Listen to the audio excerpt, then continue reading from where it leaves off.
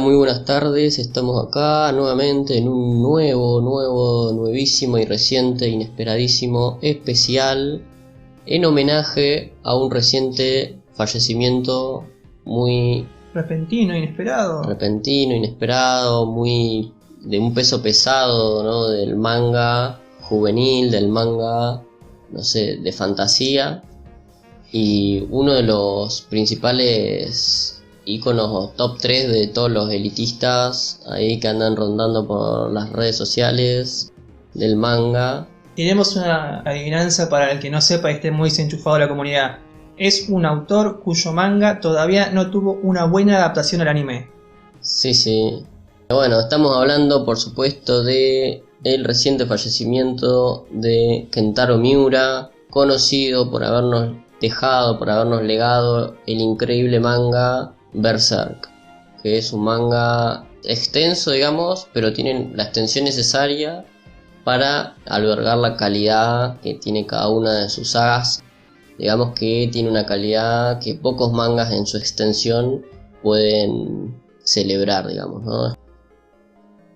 Acá estamos entre los dos, obviamente, porque este es un especial. Que en cuestiones niponesas los encargados somos el Histopiano y yo. El Histopiano con todo su pleno conocimiento funcionando como un senpai acá, y yo humildemente con pequeños datos aportando como un kohai. Claro. Un kohai que no coge. Bueno, Bueno, sí, anoche nos dieron como de postre no querido, no pedido, la noticia del triste fallecimiento de Kentaro Miura a los 54 años, aparentemente por una falla aórtica, qué sé yo, que no sé si importa la causa de la muerte, pero bueno, hoy en día con el tema de la pandemia, la muerte es algo que se da por sentado más que nunca, y siempre el primer culpable es el COVID, pero este parece no haber sido el caso. sí. Pero en este caso, en este especial, estamos acá no para polemizar sobre el triste fallecimiento de Kentaro Miura, sino para homenajearlo de alguna forma, de manera humilde, con este retrato, ¿no? Con esta descripción de lo que vendría siendo su obra magna, el legado que nos dejó con Berserk. Berserk es obviamente su obra más reconocida, es una obra que funciona como referente en el mundo del manga, que obviamente ha tenido referencias en un sinfín de productos, no solo de la cultura japonesa, sino también de la cultura occidental, al punto de que cada vez que vemos un personaje con un espadón gigante, lo primero que pensamos es en el protagonista de Berserk, Guts. Claro. Eso no solamente habla de la influencia del manga con respecto a su calidad, sino que, es tanto por su publicación bastante larga, ¿no? En cuestión de capítulos, como por el periodo de tiempo en el que se publicó, se ha convertido en historia. Berserk comenzó a publicarse en el año 89, ¿no? Y con el fallecimiento en este año 2021 de Miura, eran ni más ni menos que 32 años siendo serializada la obra. Una obra que es como, hablando de vuelta, ¿no? De lo que es referencias, un claro ejemplo, en manga por lo menos, ya después es más debatible, de lo que podemos entender como fantasía oscura, ¿no? Si bien hay otros géneros o temáticas que son parte de este manga, de esta serie, como pueden ser lo fantástico, las aventuras, también señalar su demografía, que es seinen, ¿no? Y ya vamos a ver que esta demografía no es casual o que no es tan aleatoria, ¿no? Porque convengamos que algunos son seinen, ya sea por la revista en la que se publica, porque quizá muestra un poco más de sangre de lo aceptado en una revista shonen, pero el caso de que Berserk sea una serie seinen da a entender perfectamente el concepto de lo que es fantasía oscura. Acá no nos encontramos como en la parte típica de un juego de rol en la que uno va subiendo de nivel y van pasando cosas bellas y se encuentra amigos y se encuentra tesoros. Se retrata la más pura, dura y cruel realidad medieval, ya de por sí que ya era bastante cruel, ¿no? Y acá una fantástica donde de repente tenemos seres sobrenaturales, bestias, monstruos que lo pueden hacer imposible o convertir en una pesadilla a la vida de cualquier ser humano. Entonces esto nos lleva a encontrarnos no solamente con un poco de sangre, sino con mutilaciones, desmembramientos, vísceras que se exponen. Ni hablar que no solamente lo explícito no se limita a la violencia, sino que también tenemos el juego con lo sexual, que de juego en realidad no tiene nada, porque ahora estamos hablando a veces de violaciones, ¿no? De cuerpos desnudos, de la exploración tanto de lo que es el pasaje de la infancia a la adolescencia y a la madurez, tanto en hombres como en mujeres, ¿no? Por mencionar dos personajes, tanto Guts como Casca, tienen un desarrollo, un crecimiento bastante accidentado y pasan por varios traumas a lo largo de su camino. Que este camino, durante la publicación, se puede dividir tranquilamente en varias etapas o sagas, como mencionó Distopiano, quien es el que en realidad tiene la lectura al día de la serie y puede marcarnos muy bien, describirnos cómo son estas sagas del manga de Berserk. Sí, así es. Es verdad que hay una división bastante clara, digamos, con lo que respecta a las sagas. Uno puede llegar a la conclusión de que hay unos periodos, digamos, en la historia de Berserk que son más interesantes contados de cierta manera. Por ejemplo, ni bien arrancamos, ya tenemos algo que marca muy bien el tono de lo que va a ser la historia, que es nuestra protagonista en un momento casi maduro de su vida, en una fogata, teniendo relaciones sexuales con una mujer que de pronto es un bicho o es un ser oscuro y que en plena relación sexual se tratan de matar entre ellos, ¿no? Entonces ahí ya tenemos bastantes secuencias en una sola página o en las páginas a color, digamos, que es casi la introducción de la saga de introducción.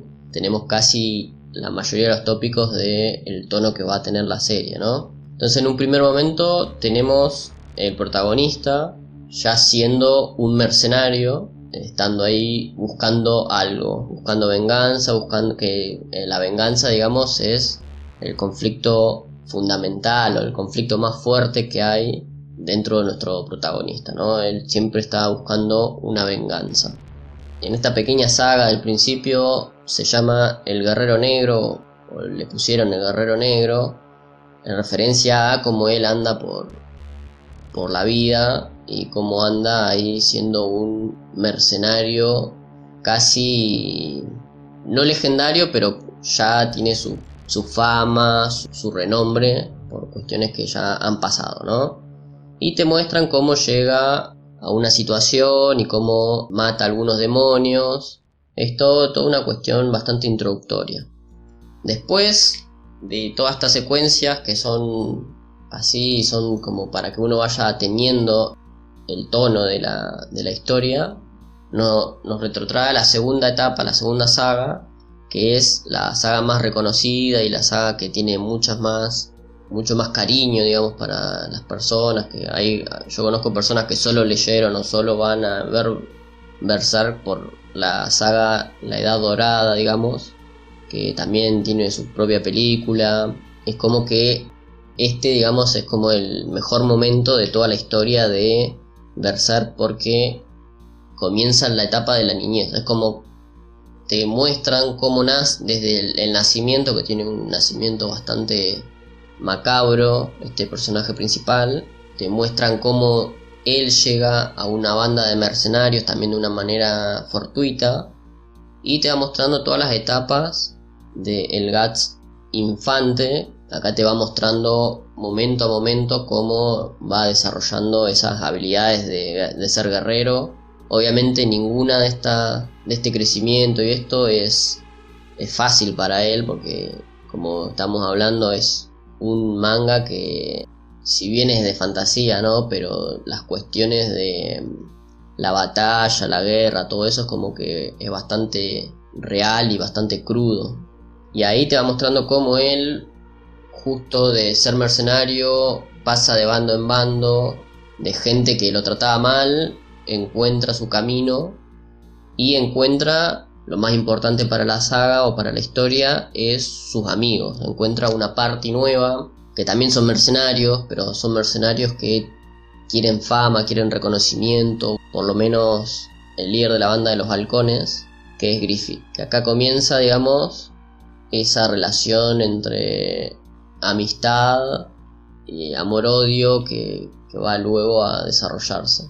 En este sentido, acá se sientan las bases de lo que va a ser toda la historia del protagonista, porque acá conoce amigos, conoce un interés amoroso y conoce a su muy amigo y casi rival desde que llega a este grupito de nuevos mercenarios hasta mucho más avanzada la trama.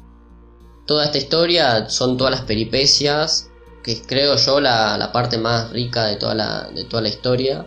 A medida que va con este nuevo grupito, digamos, con los halcones, va haciendo trabajos, progresando en el mundo medieval, digamos, van trabajando para nobles, gente con poder, gente que es bastante influyente, y van haciéndose un renombre entre los mejores mercenarios que existen.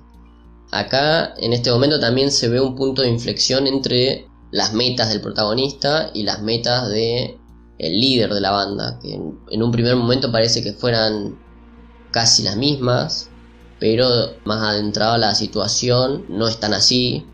Después, en este momento también aparece todas las cuestiones que tienen que ver con la traición. Seguimos hablando todo de la Edad Dorada, ¿no? En un momento el grupito de los halcones logran tener un lugar bastante cómodo, asentado bajo una corte, y ahí es donde Guts no le gusta lo que está pasando y decide, bueno, ir por otro camino. Spoiler alert. Spoiler alert. Acá vienen bastantes spoilers porque entre esta saga y la saga que viene sucede el punto más alto, más álgido de toda la saga, que es el eclipse. El eclipse sucede cuando Griffith, que es el líder de los halcones, logra entender cómo hacer un pacto con seres oscuros, y hay un montón de situaciones muy complejas que se van desarrollando, que uno después las termina entendiendo a medida que avanza, ¿no? Por un lado, la cuestión de que estos seres oscuros que peleaban contra mercenarios o contra todas las personas están dentro de la sociedad, y uno tanto a veces no se da cuenta, pero tienden a aparecer siempre en los cargos más altos de poder, ¿no? Siempre enmascarados, siempre ocultos, siempre siendo un noble, un rey o un guerrero más poderoso. Y también hay una joya o una piedra rara, que esa piedrita te va a buscar, o hay algo detrás de la piedrita, ¿no? Eso tiene mucho que ver con la historia, pero es bastante complejo de entender. Pero bueno, se da la circunstancia de que Griffith logra hacer esta especie de ritual, que es muy similar al sacrificio que demandan en Fullmetal Alchemist para crear la piedra filosofal, ¿no? Que es demandar una gran cantidad de sacrificios humanos para entregar un gran poder a una persona determinada. Sí, convengamos que más allá de la comparación, parece que lo hizo primero, ¿no? No, sí, obvio. Yo más o menos para que se entienda cómo funciona, porque es similar, pero obviamente también es similar a los ritos que ya se hacían en la antigüedad, digamos, ¿no? Sacrificios para demonios, sacrificios para tal o cual cosa. Entonces hay una situación de sacrificios, un ritual que en un momento dado que ya se venía pronosticando, ya se venía diciendo, y acá es cuando sucede que dentro de este sacrificio Griffith tiene que sacrificar a sus seres queridos, digamos, ¿no? Entrega a sus seres queridos, que son la party que tenía, y lo que le otorgan es pertenecer a un grupo de seres oscuros que dentro de las jerarquías de los seres oscuros vendrían a ser como deidades, casi. Son como seres oscuros que están por arriba, una jerarquía superior, que manejan circunstancias del mundo, que manejan tiempo, espacio y un montón de otras cosas así medias locas que puede manejar una deidad, digamos, ¿no? Y se hacen llamar la mano de Dios o la mano, y bueno, Griffith hace este pacto traicionando a todos sus amigos. Justo en este momento Guts vuelve y se introduce en esta cuestión de sacrificio y logra salvar a su interés amoroso, que es Kafka, Sin embargo, sucede hechos catastróficos como es que Griffith baja siendo ya una deidad y comete también estos actos que habíamos dicho, más 18, que es violar a este personaje, ¿no? Quedan unas secuelas y traumas en Kafka que no logra superar ese trauma y queda como un personaje bastante nerfeado. Hay momentos en el que parece ser una mascota incluso, ¿no?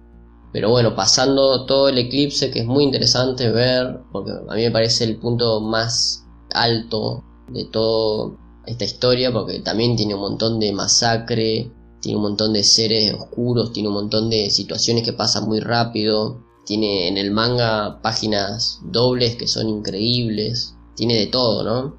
Sí, convengamos que, a ver, remitiendo al famoso arco de la Edad Dorada, que vos supiste mencionar, la división de caminos que hay entre Guts y Griffith, que es una división que se da de forma paralela. O sea, mientras vos ves cómo la banda, ¿no?, de mercenarios se establece en la corte y Griffith comienza a codearse con la nobleza, Guts tiene todavía las mismas ganas de fama y gloria, pero vinculadas al héroe más típico, ¿no? Mientras Griffith participa de encuentros con miembros importantes de la realeza, Guts sigue entrenando con la espada. Y esto se marca constantemente durante este arco de la Dorada, ¿no? Que tenemos dos visiones del poder. Un poder físico, ¿no?, de un poder de habilidad, que es el típico del héroe de una historia de aventuras. Y este poder como influencia, dominio, Sí, con conexiones. Y que es lo que lleva a que después Guts pueda ganarse el derecho a hacer su propio camino. Porque Griffith le niega la salida de la banda del halcón. Pero como Guts se la pasó entrenando en busca de su idea de poder, cuando tienen un duelo ellos dos, gana Guts. Y vemos que no solamente Griffith pierde a uno de sus aliados más fuertes, sino que hay muchas maneras de jugar este juego de poder que le interesa a Griffith, que es lo que le lleva a padecer una trampa o traición, ¿no? Que es lo que le lleva a ser encerrado y torturado.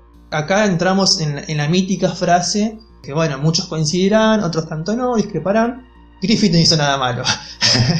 Que ya es como un meme. Griffith, en la condición que es rescatado después de haber sido encerrado y torturado por Guts y la banda del halcón, está desnutrido, azotado, mutilado, le han cortado la lengua, y si bien se va recuperando luego su rescate poco a poco, algo dentro de él ya murió. Entonces, ya saber, él ya, acá en lecturas personales, ¿no?, va vislumbrando que su estilo de vida, su calidad de vida, ya va a ser muy distinta a lo que él tenía pensado. Entonces, más allá de si hizo o no hizo algo malo, él consideró que el sacrificio de su banda era necesario.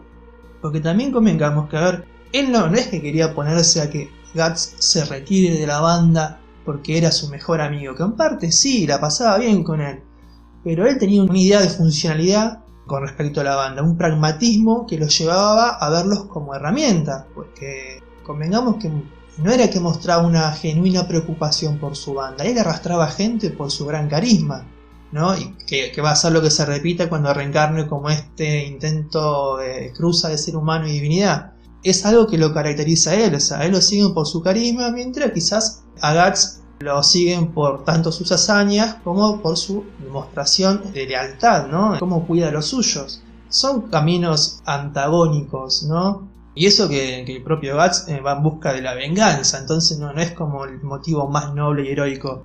Pero bueno, si lo pones al lado de Griffith, Guts es un pan de Dios, es un santo. claro. Entonces hay que ver esta contraposición que se construye muy bien y hace tan especial a la Edad Dorada, ¿no? Porque, a ver, historias de venganza vimos un montón. A esta altura, no sabemos si antes de Berserk había, pero a esta altura hay muchas historias de fantasía oscura. Sin ir más lejos, Juego de Tronos es fantasía oscura, ¿no? Que supo ser un boom. Pero bueno, acá Berserk sentó un precedente y mostró que no todo es finales felices, que obviamente hay grises, ¿no? Con esta frase de vuelta, ¿no?, tan famosa: Griffith no hizo nada malo. Por lo menos te presenta esta visión de poder un poco distinta y bastante clásica ya, en la que el fin justifica los medios.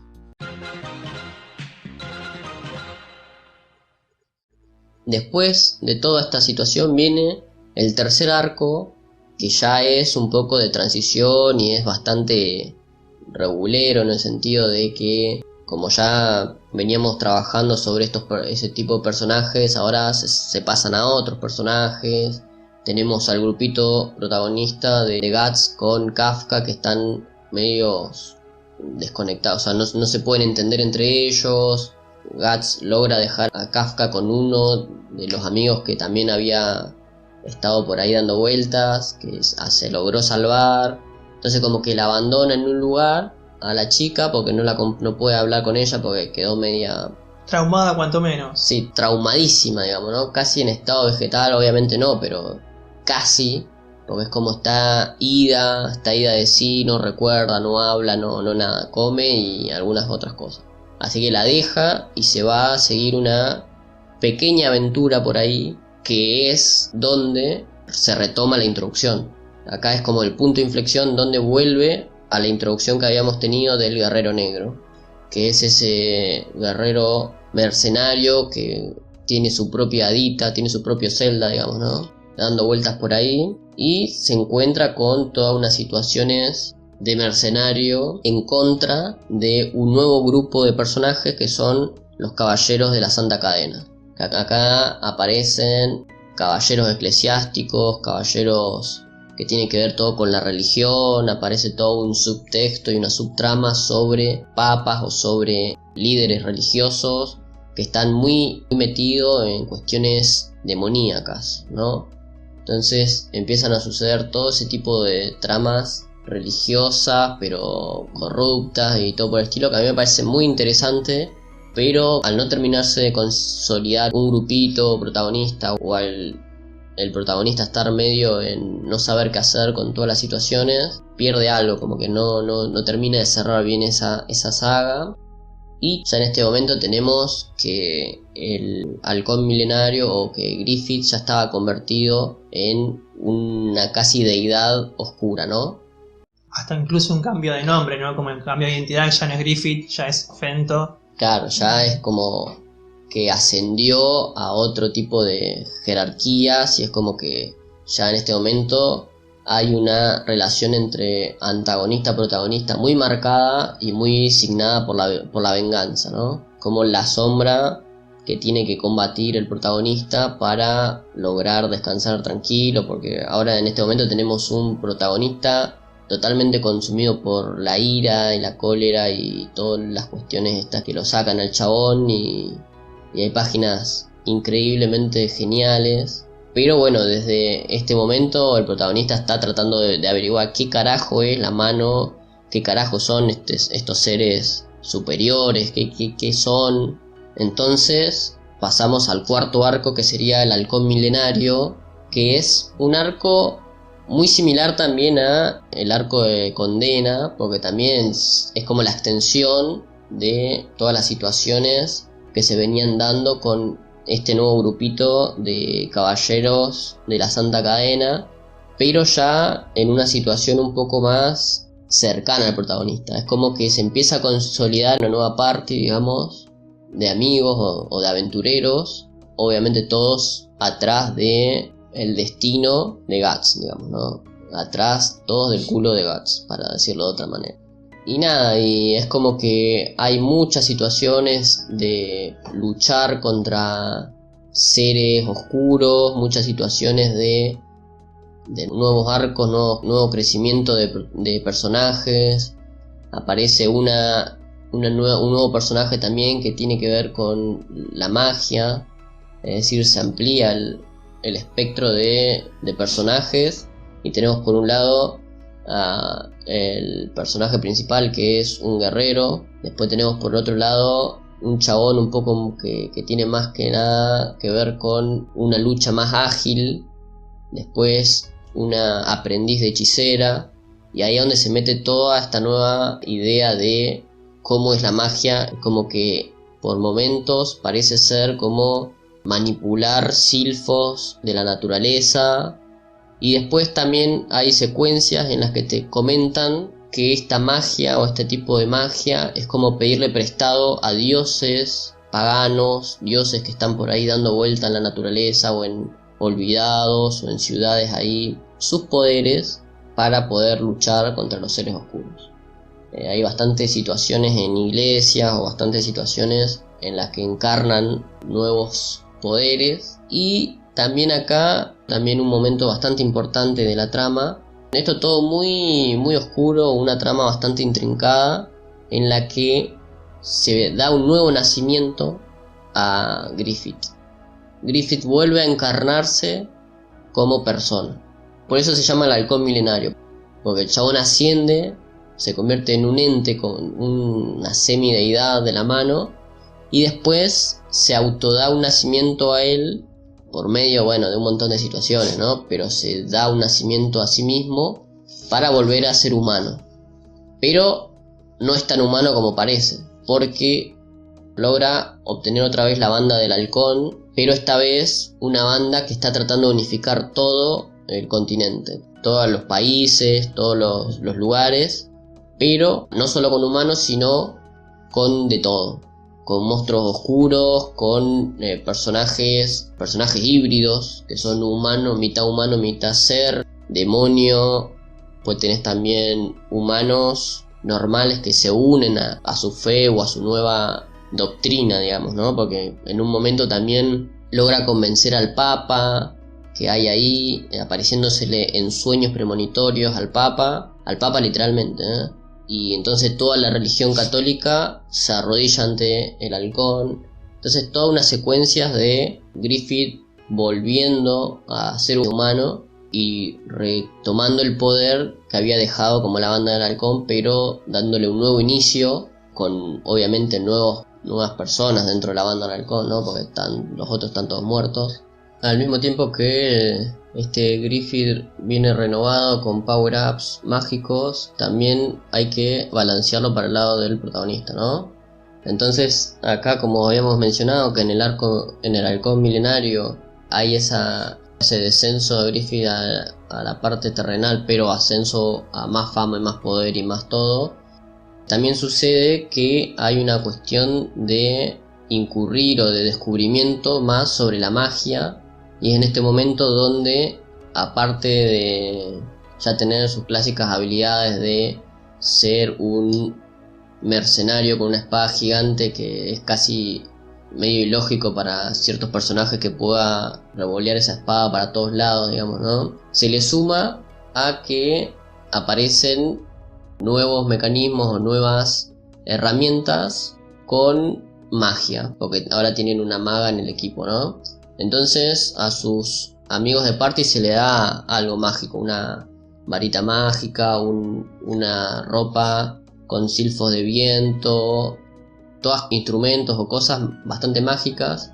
Al protagonista le heredan, por así decir, una armadura misteriosa y una armadura con bastante historia, que también tiene que ver mucho con la venganza contra la gente o contra los seres de la mano, y se llama la armadura Berserk, que acá es como ya dándole una especie de sentido a lo que sería el título, ¿no? Esto no quiere decir que acá empieza la historia, no quiere decir que esta armadura es realmente la cuestión de la historia, sino que se juega un poco con el nombre de la historia y la armadura. Que la particularidad que tiene la armadura es la de llevar al usuario a los límites de su poder y de su fuerza. Y en el transcurso de este power up, digamos, de esta habilidad, empieza a destruir el cuerpo del usuario. Como que salen unos pinches para adentro de la armadura que empiezan a lastimar más al usuario de lo que está lastimado, ¿no? Y eso es como una especie de idea de lo que es un berserk, que son estos guerreros que mientras más dañados comienzan a estar en batalla, más poder y más fuerza de voluntad sacan para cumplir su objetivo, ¿no? Entonces acá aparece este pequeño power up que todavía en un primer momento aparece como una carta de último recurso, como algo que no se puede manejar así. Aparece cualquier, no sé, enemigo oscuro, pumba, activo la armadura y listo, y lo mato, no. Es como una armadura que es muy para último recurso y que casi en momentos así empiezan a ser contraproducentes para el protagonista, ¿no? En algunos momentos. Y así pasamos rápidamente con la idea de la magia y lo fantástico y los seres más de luz, silfos, unas cuestiones ahí muy mágicas. Pasamos a la última saga, una saga que por supuesto, como ya anticipamos, queda totalmente abierta, una saga que recién comenzaba, que es la saga Fantasía, y que es un camino que van llevando a los protagonistas a una isla mágica, a un lugar, al nacimiento de el hada Puck, del compañero de Guts, que tiene un hada, y llegan, digamos, van al lugar este de nacimiento del hada, y resulta ser un lugar idílico, un lugar donde seres mágicos y magos conviven diariamente, hay una escuela de magia, hay todas situaciones muy interesantes con la idea de magos y brujas, con la idea de los seres de la luz, los seres de la oscuridad. Los seres de la luz viven arriba, viven en la isla con el sol, qué sé yo. Los seres de la oscuridad, o los seres que están más ligados a hechizos y cosas oscuras, viven en cuevas, en catacumbas. Pero sin embargo hay una especie de armonía en esa isla, no se matan entre ellos, sino que hay toda una especie de armonía. Y acá como que se veía toda una vuelta de tuerca de toda esa oscuridad, de todo ese pesimismo, o digamos todas esas cuestiones que en el mundo, en la civilización humana había todo oscuro, corrupto, todo caído abajo. Acá hay como una especie de aire más tirando a alegre, más tirando a que la vida rutinaria o la vida que viven ellos diariamente es toda optimista y va para mejor. Pero bueno, justo nos quedamos en lugares donde iba a pasar algo, una situación, y nos sucede este hecho lamentable de que va a quedar inconcluso, por lo menos de la mano de Kentaro Miura, o por lo menos de su pluma, porque a lo mejor ha dejado directrices de cómo seguir su historia, que también ahora me estoy acordando que el mismo aire de esta isla de fantasía se puede ver también en su obra, que también era muy reciente, que se llama Duranki, que era también sobre seres fantásticos conviviendo en una tierra fantástica, toda rodeada de deidades, seres mágicos, y también queda bastante inconcluso. Bueno, sí, estamos viendo quizás, ¿no? que en este último tiempo estaba inclinado a una perspectiva, ¿no? Donde lo que destacaba era el ecosistema equilibrado, ¿no? Cómo la naturaleza en sí misma ofrece un ambiente más hospitalario, más amable, más esperanzador, quizás enmarcando todo lo anterior como este clásico tópico de que el hombre con sus ansias de poder es el que se corrompe y termina pasándose al lado oscuro, no de la fuerza, pero casi. Siempre resulta una tentación, como lo vemos claramente con el ejemplo de Griffith. Y quizás tenemos historias de este estilo fantásticas y fantásticas oscuras, en el que el héroe o fracasa o logra su objetivo, pero al final no logra ser feliz, o es agridulce de algún modo. En este caso pareciera, ¿no? Intentando adivinar los rumbos que Miura quería darle a la historia, que quizás había un cambio dentro de Guts, quizás dejaba la venganza, no sé, vaya uno a saber hacia dónde quería apuntar con estos tonos más luminosos, positivos, esperanzadores, en estos lugares, ¿no? Donde la magia y los seres fantásticos encaran la vida de otra forma, con otra perspectiva. Esperemos, ¿no? que como dice el Distopiano, haya directrices para por lo menos respetar, aunque sea en lo más mínimo, la orientación y el final que se le quería dar a esta historia, que por lo menos ya nos dio un Peak Fiction indiscutible, toda una saga como Peak Fiction, que es la Edad Dorada. Sí. Que bueno, ya solamente por eso merece ser leída la obra, merece uno acercarse, entender de dónde vienen tantas referencias, La idea del Caballero Negro, que bueno, tiene su reminiscencia a la historia clásica del Caballero Negro más occidental, más artúrica, porque obviamente, o sea, es un mundo medieval fantástico al occidental, ¿no? Con armaduras aparatosas, con los espadones, con la nobleza con trajes muy vistosos, ¿no? Muy pomposos. Y ya mencioné Distopiano, por supuesto, la presencia de la Iglesia Católica. Entonces, solo por todas estas cosas, por más que la historia esté inconclusa, de momento, tengamos fe, tengamos esperanza en que alguien va a terminarla. Merece que sea leída, merece adquirir los 40 volúmenes que ocupa la historia en este momento. Y bueno, si merece la pena o no, si recomendamos acercarnos a las películas o a los anime, creo que eso ya sería charla de otro especial. Sí, por lo pronto podemos decir de esta manera que el manga tiene muy buenas sagas, muy buenas cosas, muy buenas imágenes o páginas de doble página, digamos, muy bien hechas para el disfrute visual, digamos. Ya bueno, todo lo demás queda en cada uno, que si quiere después ir al anime, ver las películas, eso ya corre por cuenta de cada uno. Acá la saga de Berserk, también digo yo, ¿no? Este camino del héroe, este camino de toda la oscuridad que venía trayendo sobre sus hombros en la primera saga, el Guerrero Negro, y a medida que va avanzando toda esa pérdida de oscuridad, de a poquito al volverse miembro de otra parte en la que él puede volver a, como en la Edad Dorada, a sentirse amigo de estos nuevos personajes que son más luminosos, digamos. Incluso hay un chiste recurrente de la hadita que tiene, que dice que ya atravesando la cuarta pared, digamos, ¿no? Este es una especie también de personaje medio Deadpool, que hace todos estos chistes meta, digamos, todos estos meta chistes, que dice: si no fuera por mí esta saga sería toda oscuridad total. Todo este camino, digamos, de la oscuridad a la luz, que es más o menos en fantasía, ya es bastante redondo, ya